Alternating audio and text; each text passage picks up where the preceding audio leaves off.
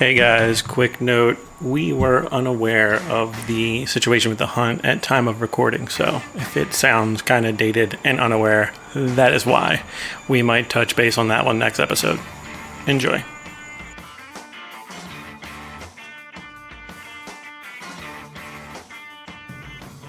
On this week's episode of The Video Store, Josh Fargo's all the way. Frank eats a bag of Tarantino's wheat and discover Hobbs and Shaw is dumb and awful.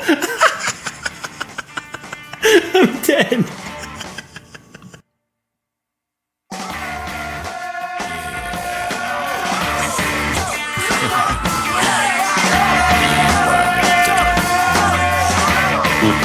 Welcome to the Video Store Podcast. We review movies, TV shows, and everything else that we've watched, and we like to look ahead at what's streaming, on demand, out for rental, in theaters, pretty much any way you can watch a movie. My name is Frank. My name is Josh. How's it going, Josh? It's going okay, Frank. That's the part where we pretend to care about each other. Where we actually don't even know each other. No, never met this man in my life. I gave this guy an Uber ride, but I was on Skype while doing it. And that's when the sparks flew. Yeah. And it's been, romantic tale ever since. You know, I was just showing someone videos of me running into walls at Blockbuster, which are still on YouTube, by the way. Wow. Like 12 years ago. Yeah, I remember you guys cleaned that up because you thought it would upset me. Well, no, it had nothing to do with you. I had nothing to do, so I'd make a mess and then I'd clean it up. Yeah, I will admit, you're one of the better people to be around during a boring shift. There's not many dull moments. We could have a whole bonus, maybe Patreon episode about our Blockbuster stories. Maybe we should do that in the future. We'll tell one story every episode of okay. So I don't know if all of ours will connect because we didn't work every shift together, and there was a time before you where I worked at Blockbuster. But there was a time before you were the store manager there for a week, and it was that. Katie. Yeah, Katie was cool. I like Katie. Totally different. Hired me. Yeah, different manager. Was she responsible for hiring you? Yeah, she hired me. Oh God! So you were pretty early on. Shit. Yeah. All right. Before we go down that rabbit hole, let's talk movies, which is people that download this podcast are probably hoping we do. We'll start the podcast off with some thoughts and trailers. We should really get music for this stuff. The first one I want to talk about is The Lighthouse. This is a drama fantasy horror movie that's coming out October 18th. It's described as a story of two lighthouse keepers on a remote and mysterious New England island in the 1890s. It's directed by Robert Eggers. Name may sound familiar. Eggers! He was responsible for The Witch a couple years back, which was one of my favorite horror movies of this decade. I really love The Witch, so I'm excited about this. And it teams up Willem Dafoe and Robert Pattinson, two actors that I'm actually big fans of. Vampires.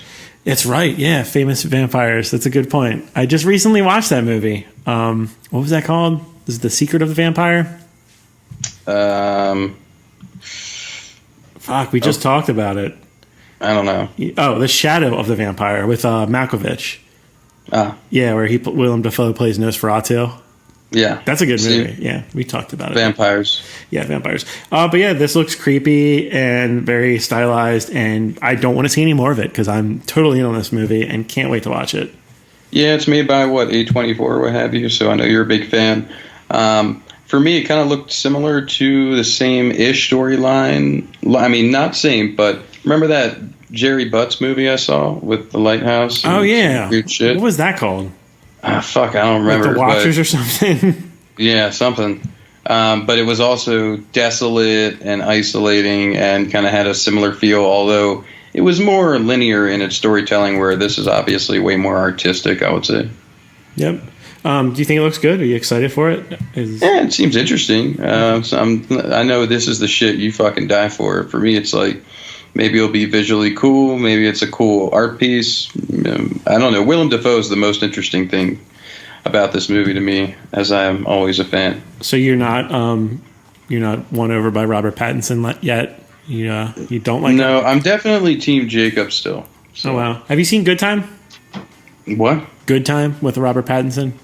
No. That's a good one. That's an A24 one as well. But did you see the Team Jacob movie where he was an action star and it was fucking terrible? No, I did not see that. It was garbage trash. Robert Pattinson, I think unfairly, as Kristen Stewart also, like, they're so forever attached to those movies that people hate them because people had very strong feelings about Twilight. I didn't like the movie. I have no feelings. Wait, stop. I have no feelings about Twilight. Don't misconstrue that shit. I'm not reeling you in with everyone, but yeah. Oh, well, no, I'm not with any of them. Well, why do you not like Robert Pattinson? Because I haven't seen any range from this guy that hasn't been more than sad, depressed, isolated dude, or sad, depressed, isolated dude's a little crazy, or I don't know, just everything is dark. And the range, it's like listening to Luke Bryan songs. They're all within like 2 steps of each other. I don't know what that means, but I appreciate the reference. Okay, well, I hope fucking people that like Luke Bryan right now are getting angry. Wow. So if you accomplish anything today, it's angering Luke Bryan's fans. Fuck you, he knows 3 notes. It's like a whole other topic where people get angry at like musicians or movies. I'm like, just ignore them. I don't know who Luke Bryan is. But that's a good thing. Robert Pattinson has some really good stuff, man. Good Time was, like I said before, that's a really good one. Okay, but what's his character basis there? He is a bank robber, and him and his brother has a learning disability, get caught. He gets away. His brother gets arrested, and he spends the whole night trying to break his brother out because he thinks his brother's going to get physically harmed, maybe murdered in jail. Because why did I feel like I saw this? Yeah, it's like one of those One Crazy Night movies. So that's really good. I also liked what was it called? Cosmopolitus. Yeah, I know you like that shit. Cosmopolis, however you pronounce it. Yeah, that one was pretty cool. Cosmolopolopolis. Yeah, I don't know. I think he's got range. We don't have to turn this into a Robert Pattinson podcast, but I would recommend Good Time to you and anyone who hasn't seen it. It's streaming on a couple spots now, and it's really good. The Irishman, directed by Martin Scorsese, who is one of my favorite directors of all time. That's not surprising.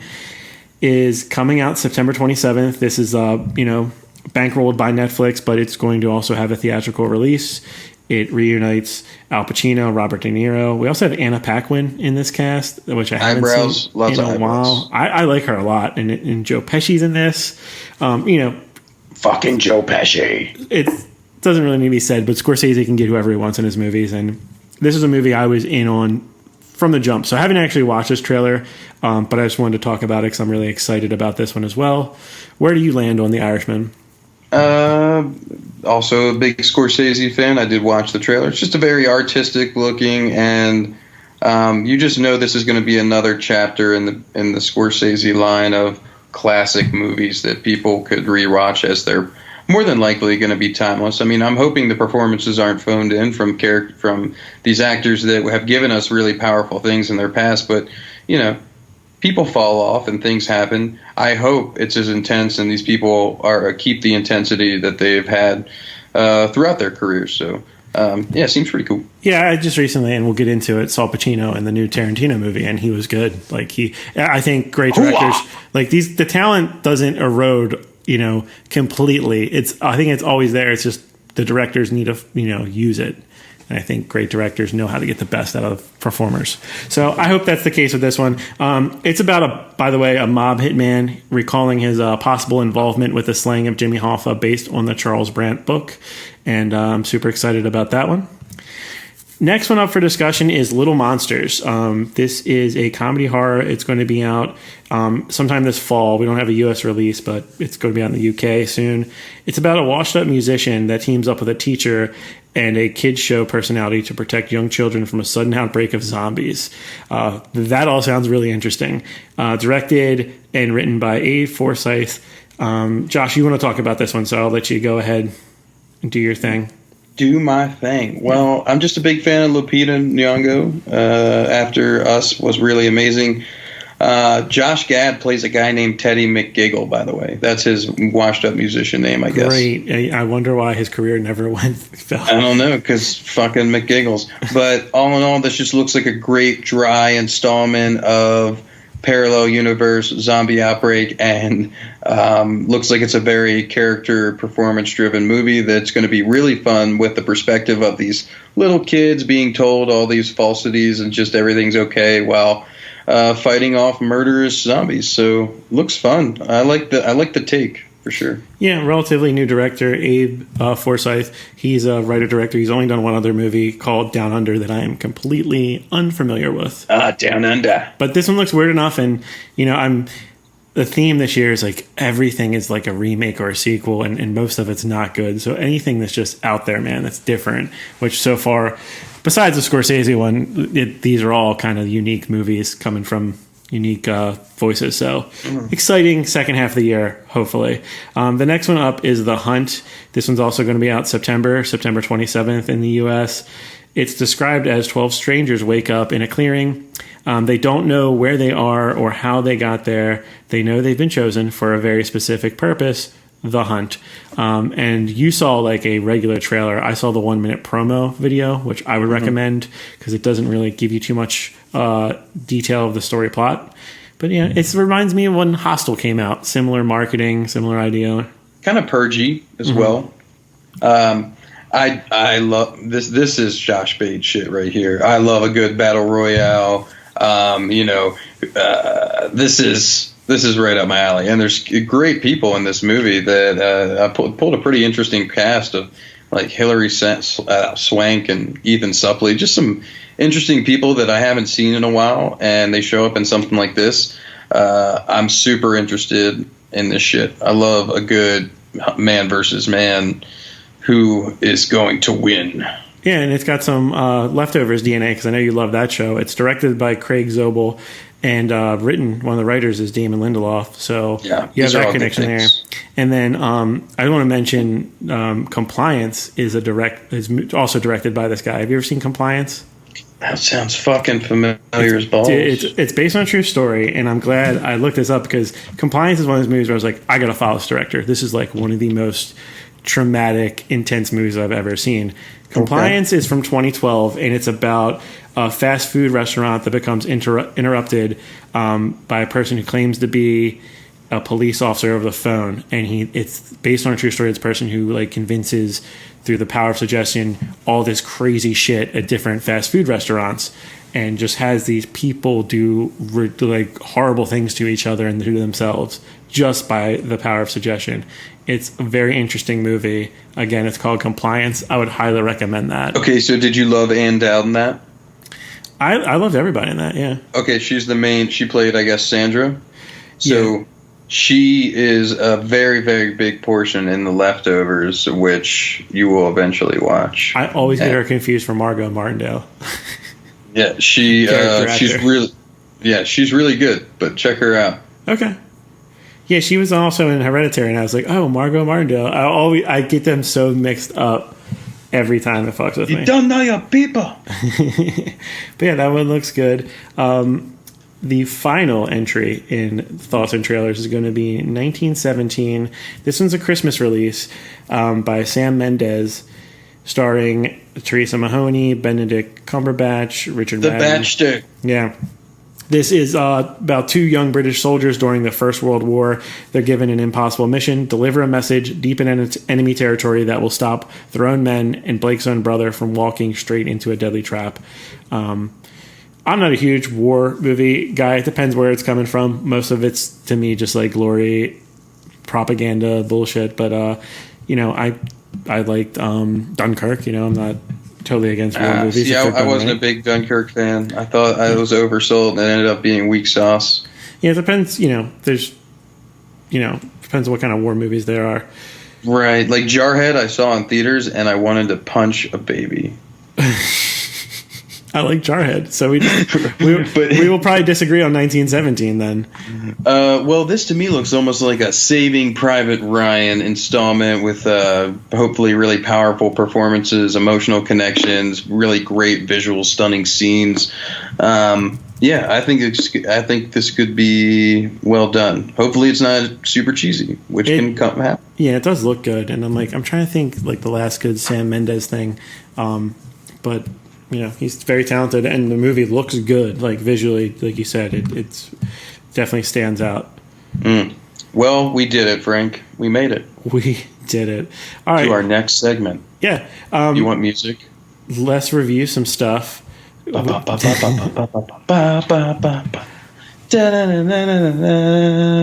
What we watched. You're a beautiful person. Thank you. What we watched, I'm going to start off. I saw Hard 8, which kind of been in my blind spot for a while. This is Paul Thomas Anderson, a director I love, 1996 release, starring Philip Baker Hall, John C. Reilly, two people I really enjoy. How many people with fucking like 3 fucking names? Gwyneth Rose Paltrow also in this. Shut up. Shut up. But a very simple setup. Professional gambler Sydney teaches John the tricks of the trade. John, played by John C. Reilly. John does really well until he falls for a cocktail waitress named Clementine, and that is Gwyneth Paltrow. Have you ever seen this movie? I have not. You also have a really good Samuel L. Jackson part in this, Philip Seymour Hoffman. Just a loaded cast of familiar faces that you'll see in future Paul Thomas Anderson movies. But I really like this, man. I thought it was a great movie. Very mid-90s style movie. Very simple story, but Paul Thomas Anderson is one of his first releases, feature film releases, and you can see the talent throughout, as well as one of the early John C. Reilly performances. So I would highly recommend it. It's available on a couple streaming services. You can, if you have Amazon Prime, which most people have, if Kanopy and Hoopla are free, you just need a library card, you can check this out. It's an employee pick for me. It was a really good, hidden gem for me. I like that there's this movie that was put out in the heyday of me watching everything, and somehow I missed it. I think it's because the cover box was so bad looking. I know. Remember when that actually had an impact on your opinion of a movie? Yeah, before there was the internet where you could, go to review sites. You stare at the front for 3 seconds. You'd stare at the back. You'd shake your head a couple of times, and then you put it back on the shelf. Yeah. Now you can just listen to two dummies talk to you for an hour about what movies they think you should watch. Yeah, this is the future, Frank. The future's not great. Not at all. You can take your time to shame me on how you're doing way better at our TV watching club than I am, and then get into the fact you have reviews for Fargo seasons 2 and 3, and I'm really excited to hear what you have to say about those. Interesting that you're excited. Okay. But I'm glad that you are. So let me start off and preface this whole thing with, I would not recommend binge watching all of these seasons in a row. Okay. Reason being is I think you become a little comparative of characters and storylines, and I understand that they kind of live in the same realm and environment, but there are some characters that are just too similar, and it's hard to get with the support of some of these protagonists. And I actually would rate these seasons in the same way that they were released. Number one. Okay. Really. Yeah, that's really. Number one being number one, so on and so forth. 2 is 2, 3 is 3. I feel that number one had the most intense, shocking moments that built up climax and character depth. I feel that number 2 was a really interesting take on a gang war in the Midwest North area, and how people fight for territories, and it was definitely interesting, and I think Kirsten Dunst was a hilarious character to exist. Oh yeah, loved her in season 2. Yeah. So I think there was a lot of good characters. The gentleman that played the hitman with the 2 twin brothers, he's in fucking everything. He was just an overlord. Yeah, you're talking about season 3 now. No, that's still season 2. He was. Oh, okay. I'm thinking of the twins. Yeah, you're right. It's very similar. And that's what I'm saying. There is a lot of points of similarity, especially in Cops as well. I love Patrick Wilson, so eventually he wins me over. But I think in Cop performances, in the same way, they were performed as my rankings of, I feel that, which is crazy because the girl that played the cop in the first season is in Good Girls, and I probably mentioned that previously, that I had a pretty poor impression of her. I just don't like her. And then in that, I was like, man, I really like the somber tone that she's presented here and the way that you believe her character is piecing things together. You're talking about Allison Tolman, yeah. Okay, I believe you.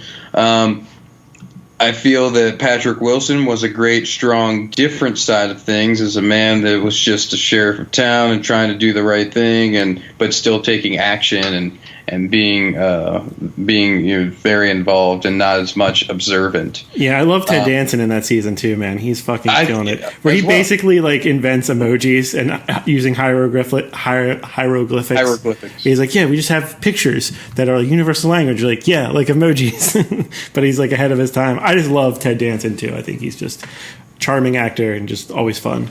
Absolutely, and I found that who played the cop in season 3. I'm not going to pull names right now; it's just too much. I got you. If I don't know you, I don't know you. Yeah. But what's funny is she plays an amazing role in The Leftovers, and is a very, very important character, and has an amazing arc and journey in that story. And in this one, it was hard to give a shit. You're talking about Carrie Coon? I love Carrie Coon in that one. Yeah, I don't know. It's just. I don't know. This is what I'm saying. You can't watch them back to back like this because you gotta space them out. Yeah, you might not appreciate them as much because they exactly. I think you're right. Space them out over a year and watch one season and then watch another season. I think that's the right amount to allow you to develop and internalize these storylines where it's 3 different universes that are pretty in depth, and then they're just so suddenly ended and then compared to another one. So I like the different takes. On one just was fucking Martin Freeman killed it, and it was just so good. But season 2, it took me a second to get with it. I got there. I enjoyed it. It was sad to only see the Culkin brothers, so short. Yeah, it's true. Yeah, Rory's great. I think it's interesting that so season 2 is my favorite, but it's the first one I saw, and I'm suspicious if that. Once the bar is set, the following seasons they don't have that like immediate shock value of like, wow, this is so well done for television. Where I love Fargo and I think it stands above and beyond most TV drama. So if you spend 2 weeks watching 30 hours of it, like you would not appreciate it as much because you're comparing it to the previous episodes and the previous season. So I think you make a really good point in spacing these out. Right. Well, yeah, because I'm building these character relationships and then shutting them down. Now I have to literally start over. And it's just the way they do things, which is fine.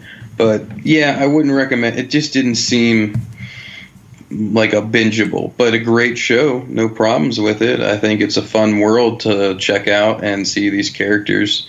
Oh, geez. Yeah. I love it. I can't wait to go back. Admittedly, I did have some time in between mine. So each season for me, that was a different experience. But you can also, you agree that you can start with any season, right? Like I did 2, 1, 3.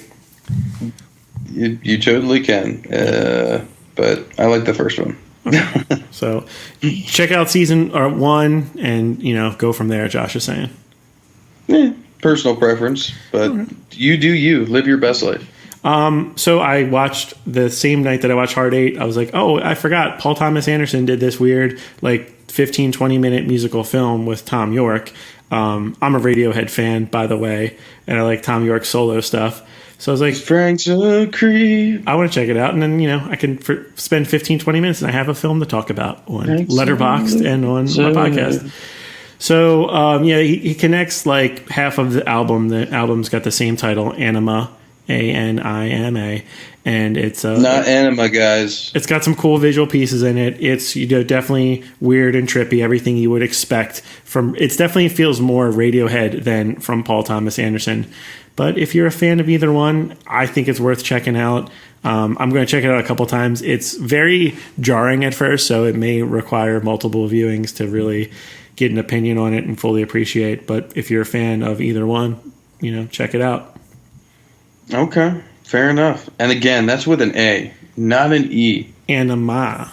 Like animal Anima. Without the L. Yeah, something. Yeah. So I did finally watch Skin with Jamie Bell. Said I was going to do it. Big fan. I did it. Took me a while to get there because actually I went to try and start it once. I was like, no, not in the fucking mood for this fucking, some racist shit right now. This is another Skinhead Sees the Light movie, right? Yes and no. Okay. I would say yes, generally. Okay. But on the interesting side of it, this is based on a true story. of another gentleman, this African American man that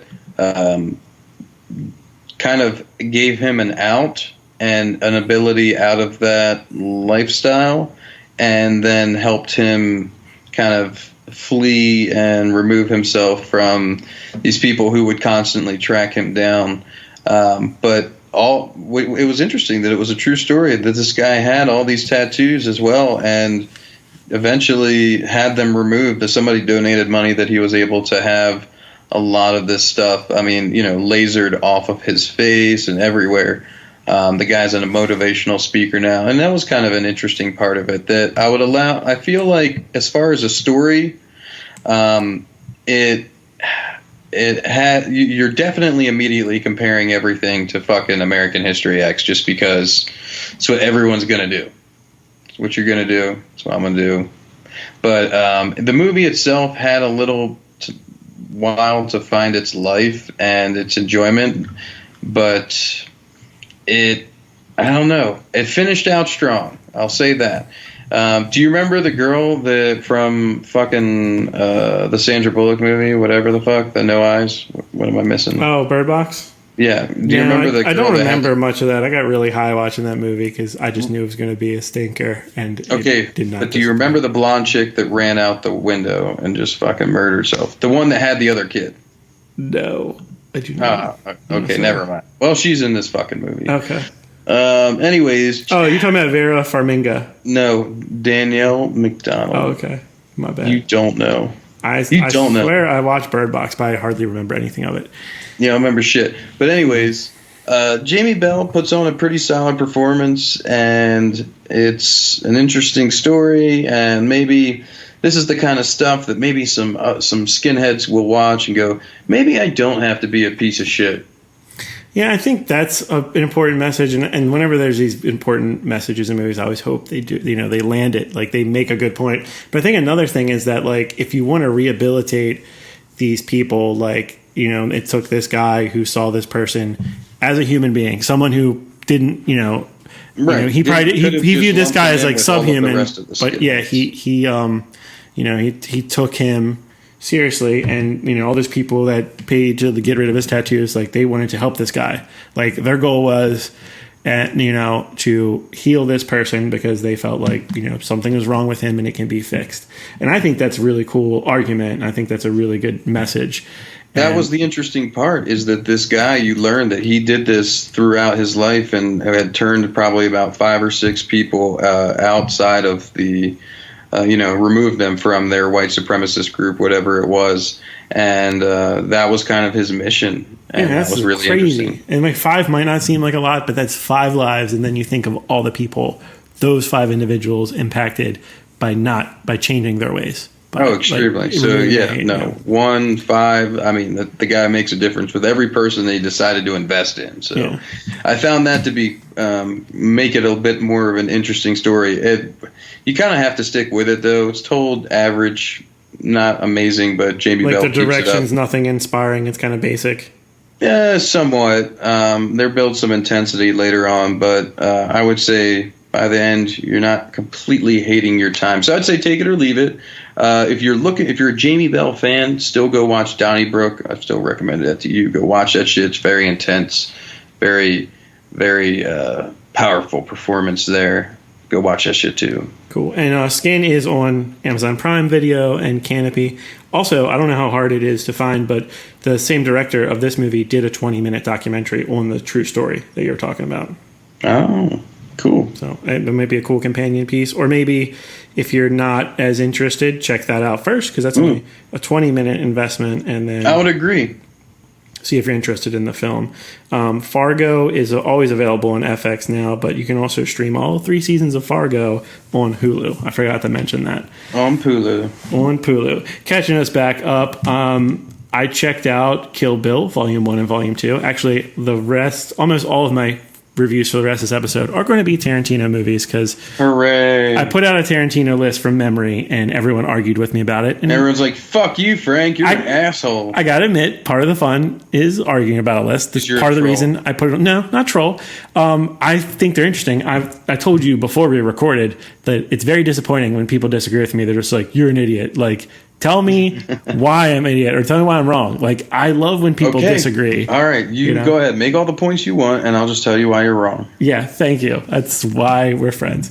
So I watched Kill Bill 1 and 2. You can rent them right now. I don't think they're on any streaming currently, but they're rental VOD. They're all over the place, and there's a lot of digital sales on Tarantino stuff. Anyways, a whole other argument was whether or not you consider them one or two films.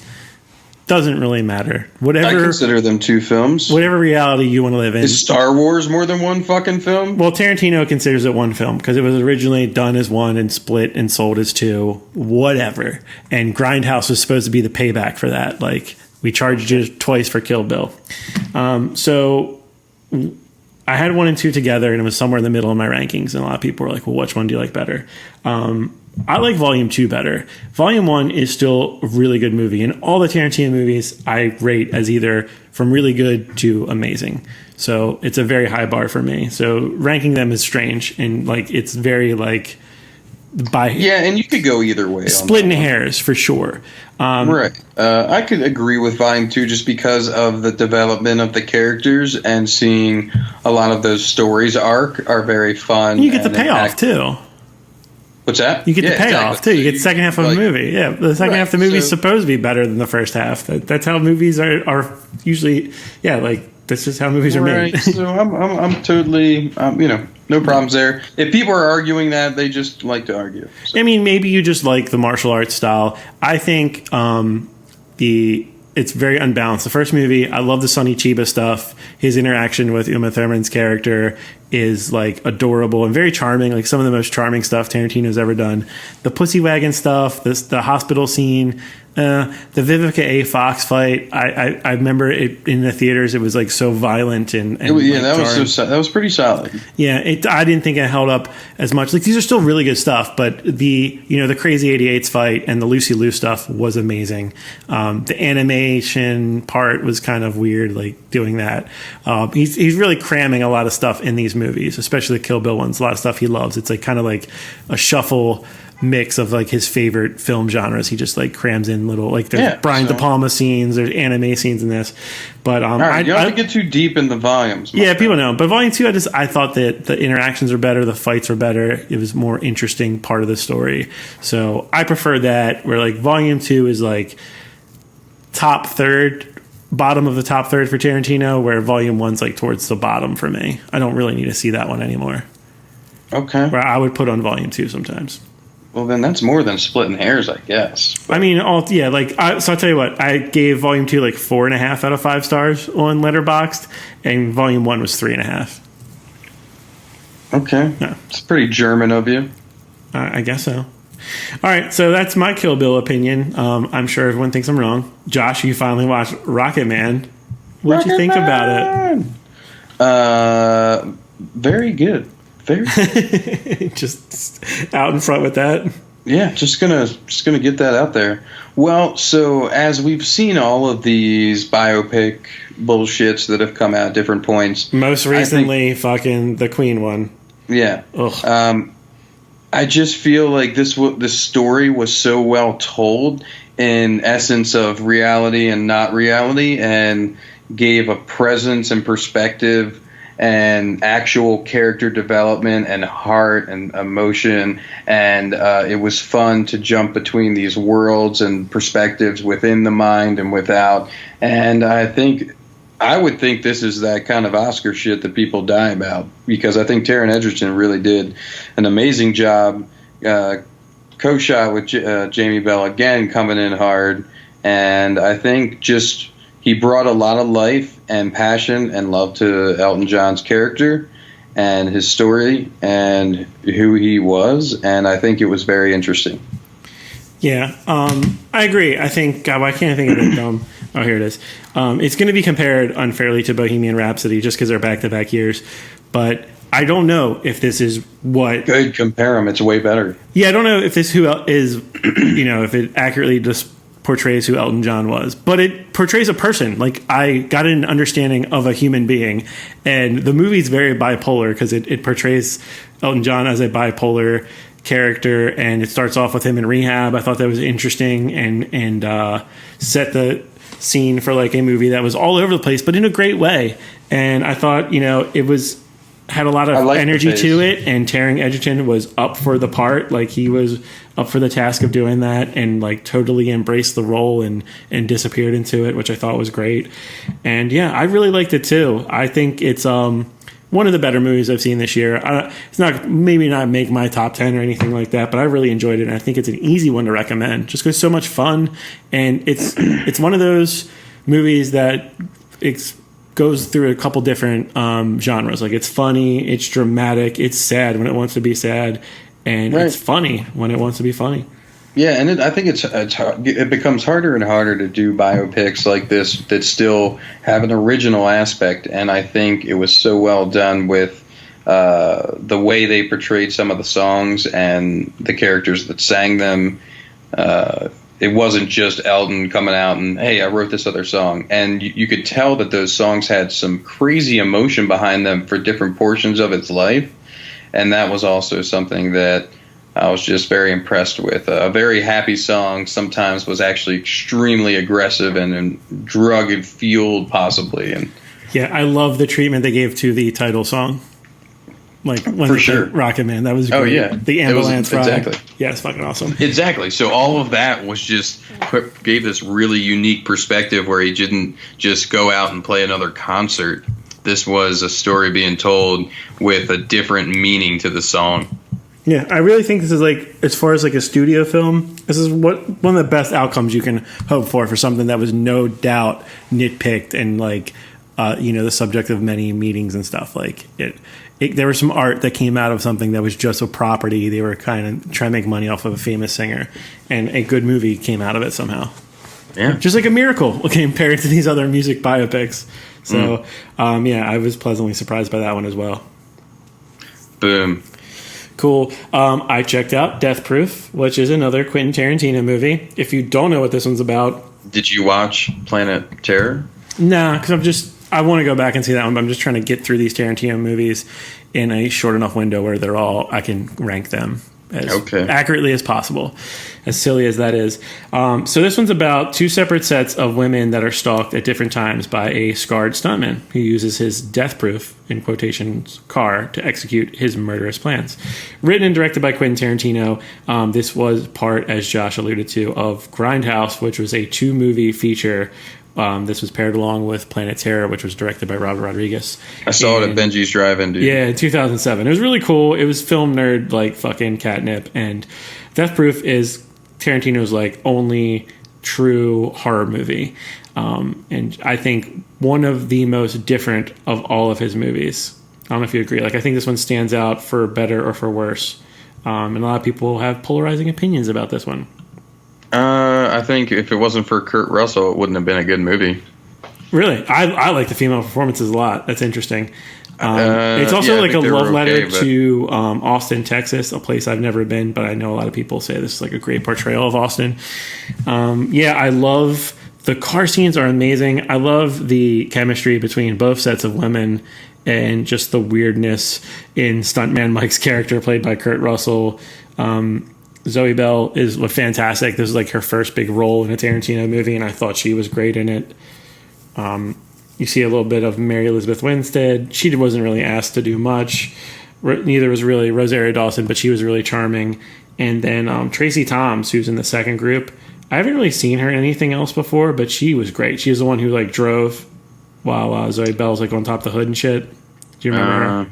A little bit. Yeah, but I think this has one of the most satisfying endings, and I am a huge man crush on Kurt Russell. I love him. I think he's captivating. Like you said, he can carry a movie, and I will agree that he definitely carries this one, but I don't think he's the only good thing about it. I didn't. Did I say that? I don't know if that's... Maybe some people would take it that way. Maybe you perceive that my opinion. I just, I think we got to hash it out. Well, Now I'm all sad that people think about this that way. Well, correct my misinterpretation of your Well, it's opinion. already been corrected. Cool. But yeah, I like it. It is on the bottom end of my Tarantino movies. The person I watched it with did not like it at all, which I found like disappointing, but humorous. Again, like I'm curious when people don't agree with me. But it's just like a throwback to the 1970s grindhouse like B movies that were like, hey, we got some cars we can wreck and a simple story, and that's what this is. But in the hands of like a supremely talented filmmaker, Quentin Tarantino, who also is weird enough that he would want to take his time and energy and make something like this that is only appreciated by a very small, segment of people. It's movie buffs, fans of those types of movies, because if you didn't know this was part of a package, and I think that kind of has a little bit of an impact where they had all those fake trailers and things, like it was an experience all in itself as a throwback. So if you don't have that understanding of the tone to those movies, like what was the one with the white car that? Oh shit! The Vanisher or the Vanishing? Vanishing? Yeah. And then they even talk about that shit in the movie. I think I watched that because of that, and it was crazy fucking. It was like the most somber, quiet movie with this dude driving this car, and it was a weird tone. It was interesting. Another cool thing about video stores, man, because I remember that they re-released the Vanishing and car movies on DVD because they would always tag along when there was a big release. Like, what else can we put out related? But that was cool because like you'd want to watch that stuff, and I would too. I did want to watch that. Yeah. So I think you need to understand the perspective of the film and not just say, hey, this is a horror movie that was made for today's audience, and this it's going to follow this linear storyline and that kind of stuff. So yeah, I appreciate that in that point of his career where he could make whatever the fuck he wants. This is coming after Kill Bill. He still fucking can. That he chose to make such a small scale, simple story. Well, him and Robert Rodriguez, man, they're buddies. Yeah, I think it's just a really cool choice. And if he really, if he's only going to do 10 movies, like you said, he's going to do one more. It's interesting. You look back at the choices he made when he had in his head that he was only going to do a handful of movies. Man, like 20 years later, he's going to fucking do like a final epilogue fucking probably. Something. Yeah. Apparently, what he says right now, he's doing a Star Trek movie as his last movie. So what? Yeah. That's the rumor. He's talked shit about doing Star Trek movies or Jason movies. Are you doing something weird over there? I heard something. Yeah, I was trying to eat a Snickers secretly, and it wasn't working. Oh, it fucking blew up your spot. I haven't talked about this with you. Have you seen Once Upon a Time in Hollywood? No. Okay. You got to. I'm going to go back and see it. So bear in mind, this is my opinion of the first time I've seen this movie, and I already knew like halfway through that I was like, I'm going to need to see this movie again. Okay. Because there's this like thing, and it happens with me in Star Wars movies, happens with me in Game of Thrones episodes, and even like Avengers movies. And I don't care about Avengers movies, but I'm so aware, I don't care that much about them, but aware of their cultural relevance where I like hyper focused on them and my expectations are like all over the place. And that's how I was with this movie. Once Upon a Time in Hollywood was like my most anticipated movie. I was really excited for it, and I had no idea what it was because I was going in as blind as possible. I only saw like 3 trailers, and they were all out of order and out of context anyway, which was cool. Okay, so how the fuck was it? I'm gonna talk about this forever. Shut up. And I liked it. It's like I thought it was really good. It's interesting in the way it's portrayed. It's like unlike any of his movies. The way I describe the movie, especially the first hour or so, it feels like you're watching Quentin Tarantino do a playthrough of like a Grand Theft Auto game. There's like a lot of driving, like the way that just the movie is shot, it just feels like a Rockstar game, like Rockstar brand, like Grand Theft Auto or Red Dead. Because you're with Brad Pitt and he's just driving around. He stops at a red light and you see interesting characters on the side. And, there's this hitchhiker that he keeps catching eyes with, and eventually there's a point where he's going the same direction as her, and then he takes him to this weird setting that's kind of like a video game setting. It's where all the Manson children are, and it's an old Hollywood cowboy ranch setting. Hey, you're gonna ruin the fucking No, movie? I'm not gonna tell you any plot stuff, man. But it's just all over the place, and while that's going on, DiCaprio's playing a TV cowboy villain, and like that set's really interesting, and you have all these like really great pieces of dialogue that are kind of like jokes about Tarantino and Pitt and like where they are in their careers. And I liked it. I can't digest it in one viewing, But I'm recommending it. I think it's really cool, and it's definitely something you're going to want to see in theaters if you're lucky enough. Like Josh, if you live by an Alamo Draft House and they're doing a 70 millimeter film version of it, watch that over the digital version. Fuck, I didn't know that. Yeah, it's really cool, man. You could say it's about movie stars, so you could say it's a little pompous or whatever, because it's about, you know, the end of the 60s and what that Manson murder did to that you know, that time. And it takes two of our biggest movie stars, arguably our biggest, and puts them in these characters that are fading and aging and insecure and feel like they're running out of time, like they're not fitting in the world anymore. And DiCaprio and Brad Pitt are fucking awesome in this movie. Regardless of what I feel about like the story and how it's structured, it's some of their best performances. So see it for that alone. And Margot Robbie is great too. I know there's a lot being said that she didn't get much screen time, but she plays Sharon Tate in the way that reminds people that she was a talented comedian, a talented actress. Like she was more than just a famous murder victim. And it like shows like the sweet side of that and has some very un-Tarantino moments in it. Okay. Yeah. I still want to see it. Yeah, you should definitely see it. I don't think I spoiled anything, and I'm going to go see it again. I know they're not doing the 70 millimeter thing with me near me, but they're doing like the Dolby Premiere now, so I'm going to see it on a better screen. Okay. Yeah. Well, good for you and your big ass screen. So I guess it's just me for the next three of these. Yeah. So I'll try to be quick. Pulp Fiction I watched. It is, again, I think it's really good. Like I rate it as a really good movie. It's one of my least favorite Tarantino movies, maybe because it's played out. Maybe. Yeah, it's like listening to a fucking 311 song or Sublime song for like 7,000 fucking times. I get that. Yeah, because Tarantino's thing was, the thing he sold mostly when he stood out is that his movies were so cool. And certain types of cool don't hold up 25 years later, you know? Like, yeah, doing heroin's not cool. Well, not even that. But the one thing I noticed in these movies is that Samuel Jackson, dude, like, yeah, we love him. We celebrate how he says motherfucker, and he's a great, you know, provider of memes and sound bites. Yeah, but he's a really fucking good actor. In all these movies, he's the standout. Like in Pulp Fiction, the great moments are Samuel Jackson moments, Uma Thurman moments, and then Harvey Keitel as the wolf. Thermometer. Yeah, Uma Thurman, Samuel Jackson are fantastic in this movie. They're great. Harvey Keitel steals the scene. That's the best scene in the movie, arguably. Everything else is just pretty good at best. Like, going back. And, it's just not a movie that I enjoy as much as the other ones. That's on Netflix right now, if you want to revisit it and see if you agree with me. Also is Hateful Eight. You can see it in the extended presentation. Now, this is the one currently, out of all the movies I've talked about right now, this is where I am on my Tarantino rewatch. This is my favorite. I think it has the best performances in it. Really? Yes. I'm a huge fan of the Hateful Eight. I think Sam Jackson fucking pwned this movie, and it was basically the Sam Jackson movie. Jennifer Jason Leigh, man. Jennifer Jason Leigh is amazing in this. She's hysterical.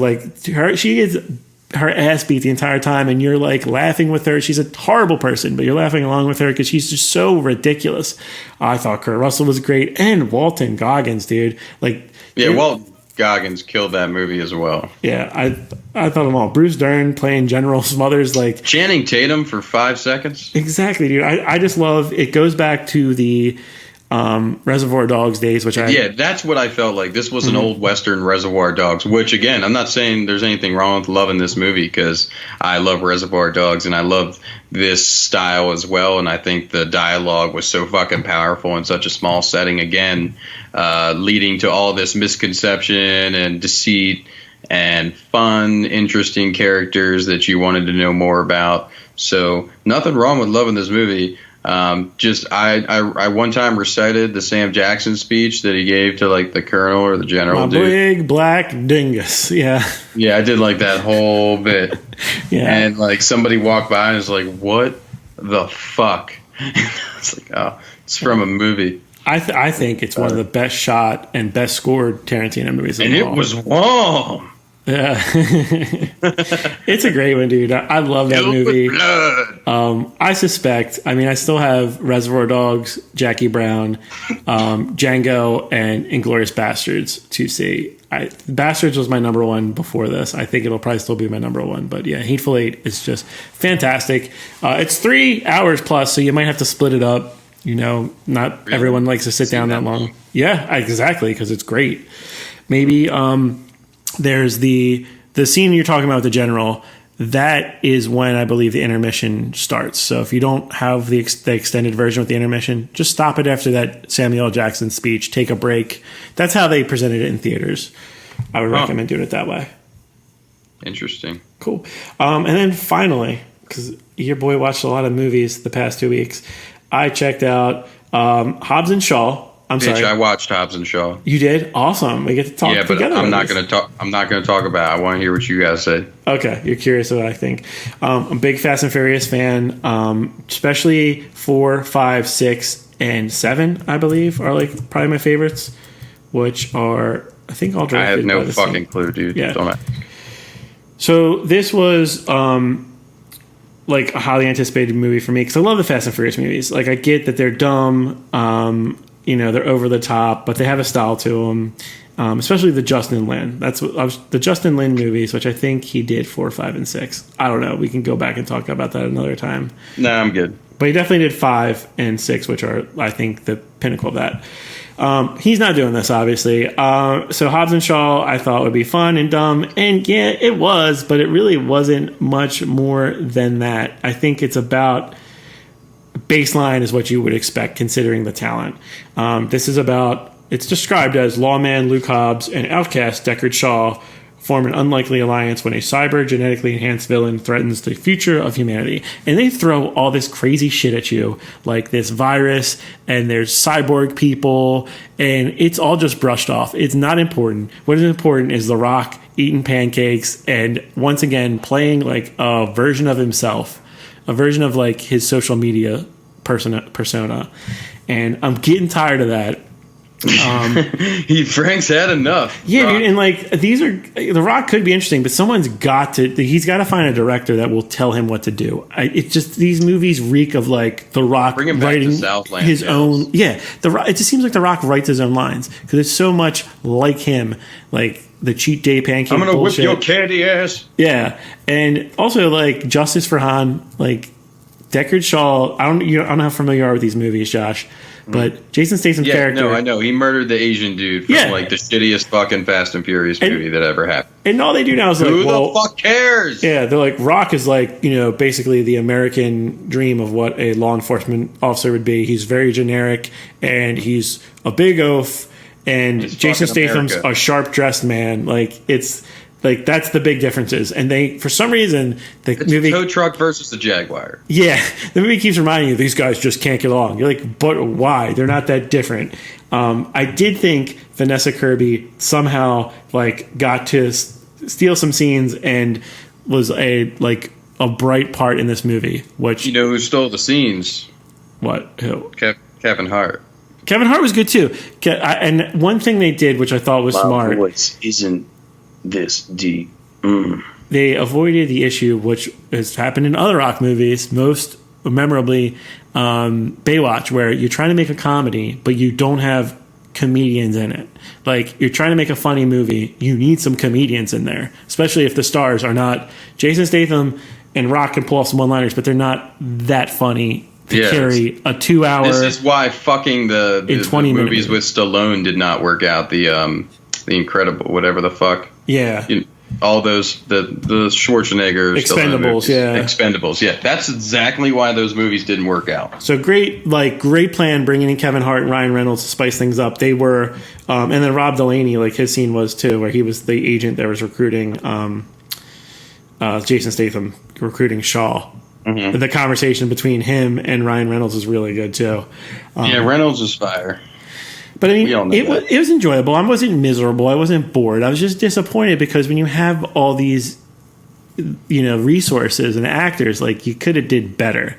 The action. I would agree. Meh. The action was nothing that visually blew your fucking mind. If you're going to go that over the top, just go over the top. Stop fucking zipping people underneath vehicles at, like, low fucking heights. Look, we've seen this shit in, like, 7,000 Terminators. Mm-hmm. Let's just get over that. It is what it is. Yeah, it's really interesting because the director has, like, he did Atomic Blonde and John Wick, very stylized stuff. You know, he did John Wick, all the John Wicks? Is it the John Wick I think guy? he did the first two. Let's see. No, the same guy did all the John Wicks. So if it's that guy, it's that guy. Well, you know what? He's uncredited as a partial director on John Wick. He's he did a lot of the fight coordination and so he is production. not the main guy. Yeah, but he did Atomic Blonde, Deadpool 2. You know, the fun stuff. Huh. But I just feel like I think you don't get the voice of this director in any of those movies. Maybe mostly in Atomic Blonde.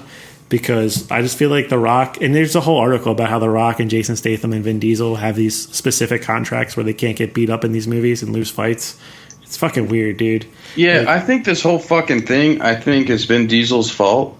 If they just got along and continue making their dumb action fucking movies, everything would be fine. Just like, your beef is not that fucking serious. I don't blame Vin Diesel. I mean, yeah, he's probably not getting paid the Rock checks. Well, it's his franchise. Like, Vin Diesel was supposed to be a megastar, and he's only, like, Fast and Furious is his thing. He let The Rock in, and The Rock, you know, it's just very... Did The Rock things, and everyone's like, fuck yeah, The Rock. Yeah, he's more likable, but he tries to be more likable. Vin Diesel's actually, if you follow him on social media, he's way more interesting.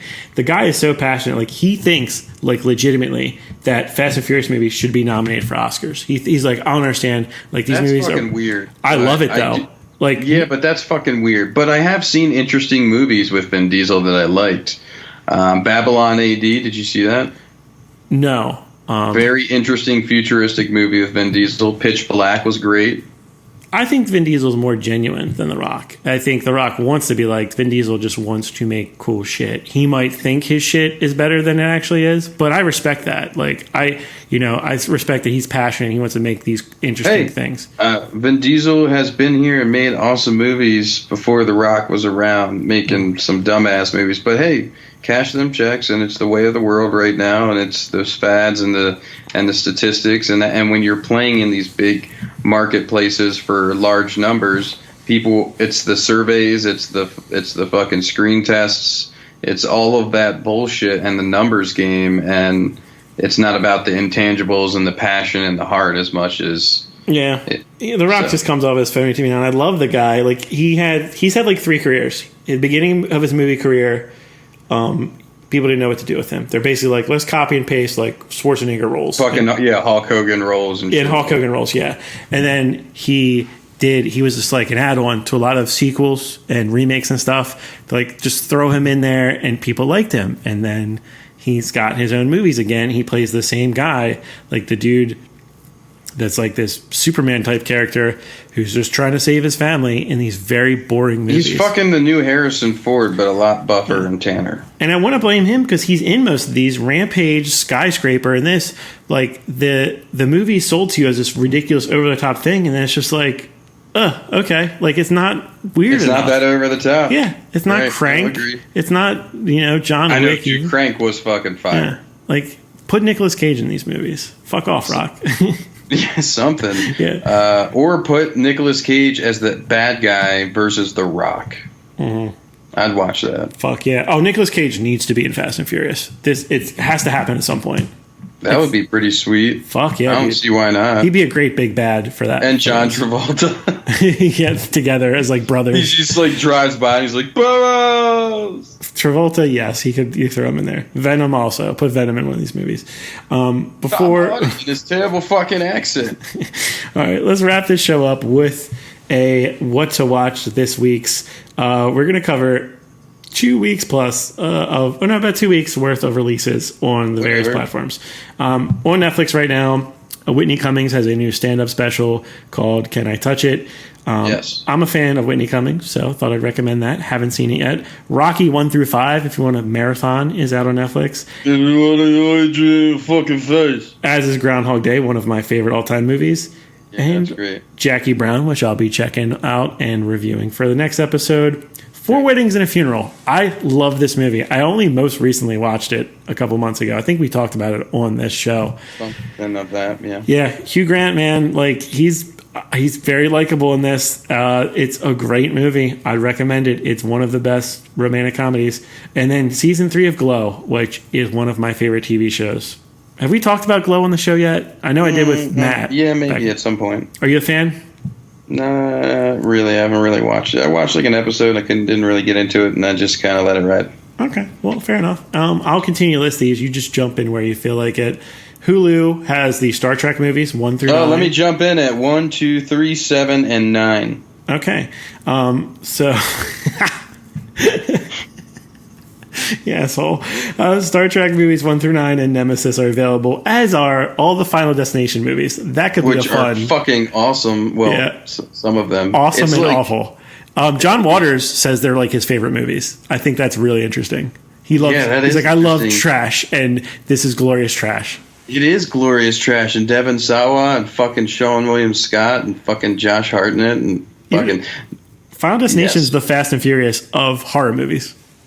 I don't know why I'm fond of those movies, but I've always like, even they got worse and worse, and I was like, fuck, I'm still gonna watch it because it's an early 2000s idea they kept doing. It's like those dumb ideas of like Fast and Furious, like they came out around the same time. I think I watched them on DVD the same night, and like Jeepers Creepers and stuff. Like they're ideas that should have just stayed in that. Lungs has no eyes. Yeah. They're ideas that should have just stayed in 2002 or 3, but they just kept making sequels of them. Okay. Also, Confessions of a Dangerous Mind, amazing movie. Das Boot, Rosemary's Baby. Wait, back it up to Confessions of a Dangerous Mind. The Gong Show story with Sam Rockwell, directed by George Clooney. Dude. Fucking fantastic movie if you've never seen that. One of my favorites too. Yeah. Classic. I love Sam Rockwell. We need more Rockwell. I agree. Das Boot, Rosemary's Baby, Rushmore, 7. Classic. Another classic. And what's in the box? Yeah. I just did that to someone yesterday. We just gave you like a whole month of movies to watch just on Hulu. And then The Beach Bum, which is one of my favorite movies of this year. All right. Yeah, fucking love that movie. Check out The Beach Bum. Amazon Prime has Dumb and Dumber, 8 Men Out, 12 Monkeys, and Urban Cowboy. Urban Cowboy. That sounded familiar. Yeah, it's a classic. Yeah. HBO has the streaming debut of The Favorite, which was one of my favorite movies of last year. Yeah, forget that you like that. Yes. Oh, yeah, go fuck yourself. I'm glad, man. A lot of people don't like it. Most people I talk to do not like that movie. Dude, anything that chick is in that played the Queen was fucking classic. I mean, everybody was just amazing in it. The Rachel Weisz and fucking Emma Stone were classic, but I just the dynamic was really good. They could have done anything with those characters, and if you don't want to like it, you just don't listen to the dialogue. Yeah, you're talking about Olivia Colman, but yeah, yes, she's amazing. I think, like, Yorgos Lanthimos, like, he has an interesting style. Yorgos. Yeah. Lanthimos. But the 3 best performances of last year, I think, all in one movie. Arguably. Yeah. Like Killer Biller. Mm-hmm. So that's on HBO, as is Brothers, The Lost Boys, Hard Knocks, Oakland Raiders, which I will watch, and Aquaman, which I can't wait to see sober. Famously, I ate marijuana and watched that movie in 3D. And you were like, this is the best fucking movie. Seahorses, man, it's fucking amazing. And I was like, dude, this is the biggest piece of fucking Well, what shit happened turd. is that I could only remember 5 minutes at a time, and I was like, I'm having such a great time. I forgot what happened 5 minutes ago, but Patrick Wilson? Yeah, it felt like 3 movies at once. It's also Justin Lin. That's probably why I liked it. Who did those Fast and Furious movies I love so much. But it felt like 3 movies going on at once, and I really liked 2 of those movies. Yo, I just put this turbocharger on the Seahorse. Yeah. Rental VOD doesn't have much to offer right now as far as new releases. Detective Pikachu, I did not really like it, but that's out there. In theaters, in addition to Hobbs and Shaw, we have The Farewell, which I'm really looking forward to that. It's a family drama, looks very emotional. Scary Stories to Tell in the Dark, which I'm hearing some really good reviews of. Might be worth checking out. The Kitchen and Dora and the Lost City of Gold. Are you interested in any of those? Nothing particular. Not really. Do you have any idea what you may watch next week? No, but if you don't watch some Dirk Gently, I'm going to kick you in the dick. I'm going to watch some Dirk Gently, so my dick will remain unkicked. Okay. Next episode. I'm going to check out Jackie Brown. I'm going to check out some more Tarantino, as well as The Farewell. And I might check out The Kitchen, too. It depends how much I can get out this week. Yeah, I don't know. I'm a lost fucking soul right now in movie land. Help Josh out. How can the people recommend movies to you, what you're supposed to do for them? Where are you on social media? Fuck. I don't know. He's Mr. Oranges on Xbox Live. Okay, that's true. I'm on Twitter somewhere in the world. Yeah, I stopped tweeting your shit. I stopped tweeting as the podcast. Like, we are there if you want to find us. We're like at Video Store Podcast pretty much everywhere. Instagram, Facebook, Twitter, all that good stuff. Send us nudes. There was a time where I was doing a Snapchat and I would just like Snapchat movies as I was watching them. That's and I just stupid. added a bunch of people and people were like, who is this? Why are you sending me videos of Jaws 3D? Yeah, that's like the dumbest Snapchat I've ever heard of. No, dude, there's some good ones. There's some good Snapchat moments, like when the 3D shark breaks through the glass and the people's reactions. Then tell them to just watch the fucking movie. I don't know. It's a fun project. If you don't want to do a podcast, Inception. because we're not really selling the idea of a podcast too well, just Snapchat random people weird movie scenes and get reactions. And pictures of peanut butter and stuff. For sure. All right. Thanks for listening. If you made it this far, you are a gem, and we appreciate you. You're a gem. Why are they a gem? A gem. A GEM. No, you said gem. I don't know, man. I'm slurring my words. So it's time for us to end the podcast. You guys are a bunch of Jameses. Bye.